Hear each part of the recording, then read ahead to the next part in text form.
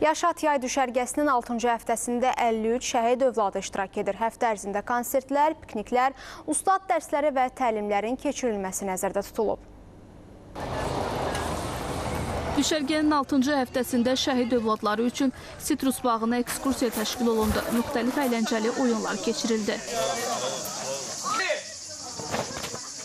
Sitrus bağına getdik, oyunlar oynadıq.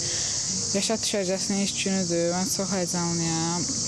Hər şey qəşəng keçdi. Sabah da ümid edirəm ki, qəşəng keçər. Sol! Sola! İleri! Çoxlu yerlər gəzdik və çoxlu oyunlar oynadıq. Açıqcası mən çox həyəcanlı idim və çox sevinirəm ki, bu qədər dostlarım var və ilk dəfə özüm xoşbəxt hiss elədim. Açılış mərasimindən sonra uşaqlar psixoloq təlimində iştirak etdilər. Burada məqsədimiz uşaqların bir-biri ilə sosiallaşmağını, daha yaxşı kontakt qurmağını dəstəkləməkdir və bunun üçün də oyunlar keçirəcəyik. Bağ qurma, emosiallaşma və digər tipli proseslərdə iştirak edəcəyik. Bu proseslərin hamısında da uşaqların yanında olacaq.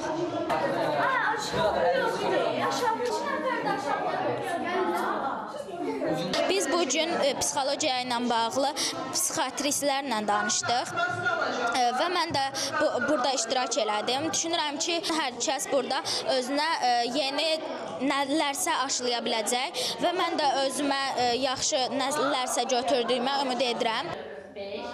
Bu günü çox maraqlı keçir. İlk öncə səhər yeməyini idmanına getdik. Sonra isə səhər yeməyini yeyib psixoloqlarla görüşümüz başladı. Müxtəlif oyunlar oynayırıq. Vaxtımız çox əyləncəli keçir. 7 həftə davam edəcək 5-ci Yaşat yay düşərgəsində ümumilikdə 400-ə yaxın şəhid övladı iştirak edir. Lalə Allahverdiyeva, Vahab İmanzadə, Ayşən Cümşudova, ASTV Xəbər.